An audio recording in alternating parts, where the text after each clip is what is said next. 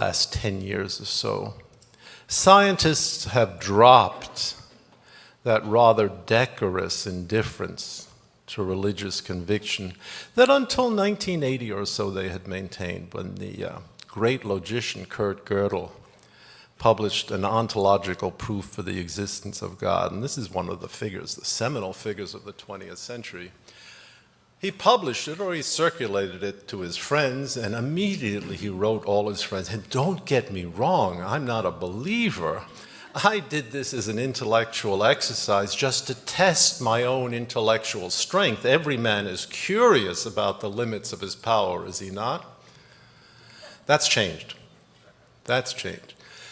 In book after book, physicists and biologists have argued that in point of fact, we now know, because we are scientists, that the religious beliefs of mankind are now, have always been, and will always be in error. This despite the curious fact that not one of the great physical theories mentions the existence of God in its premises or in its conclusions. Nonetheless, the scientific community is persuaded by access to some form of a multiple insight into nature that we now know that the religious beliefs of mankind are in error. Now, I think it's true that all men at some time doubt the existence of the deity, and some men at all times doubt the existence of the deity.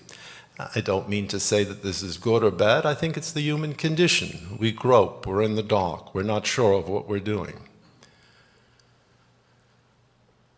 What is so curious is to look at the number of books affirming that science has shown that God does not exist.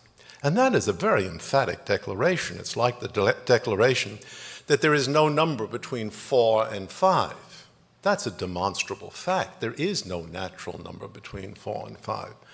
So these people are adopting a platform of declaration of some vigorous effect. What is so interesting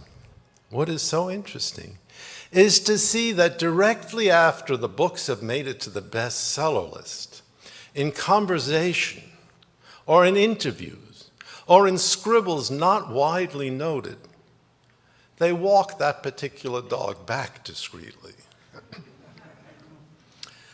Before his death, I had an opportunity to debate Christopher Hitchens. He was at the time terribly sick, so I hold him to no account with respect to what he said. But having made an enormous success by means of the proposition God is not only not great, he's not there, Hitchens was asked how certain he was of this conclusion. And he said in his own inimitable fashion, well, it could be that there is something like a world spirit. That's a very different proposition from the proposition that God does not exist. Richard Dawkins has made a fabulous career writing about the inexistence of God. But when you look at his book, what you see is not a defense of the proposition God does not exist, but a defense of the proposition, well, probably he does not exist. To say probably he does not exist is not to achieve deductive certainty, isn't he? Because there are plenty of opinions which might suggest that probably he does exist.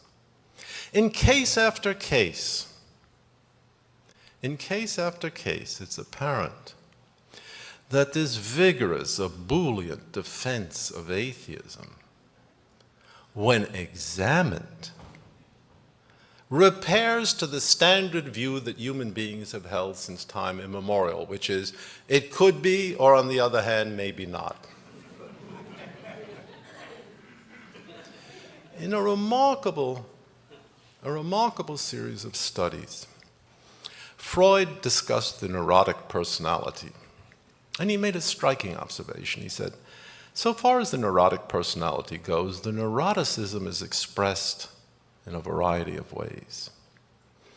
All of these symptoms serve one function psychoanalytically, and that is they're in the service of repression. And what is being repressed? It differs from patient to patient, largely unacceptable memories. And then Freud made a remark which distinguishes him as a profound and great thinker. He said, no matter what, the repressed has a way of returning. No matter how arduous the mechanism of repression is, there is always something at work known as the return of the repressed.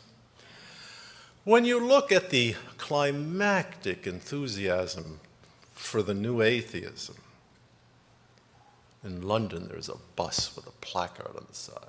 God does not exist, have a great time. I'm paraphrasing. Although why God's existence should preclude having a good time, I'm not entirely clear. I would think you'd have a much better time if you were certain that God did exist. Nonetheless, the ebullience with which the new atheism is affirmed conforms perfectly to Freud's doctrine of the return of the repressed. Because as soon as the spotlight of publicity, which is necessary to sell books, is dimmed, and as soon as the lecture hall spotlight is diminished, every last one says what we all would say. Well, maybe, maybe not. Could be. Who am I to say?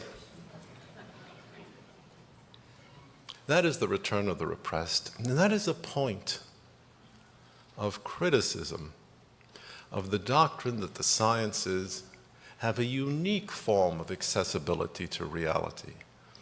Because that doctrine is poisonous and untrue.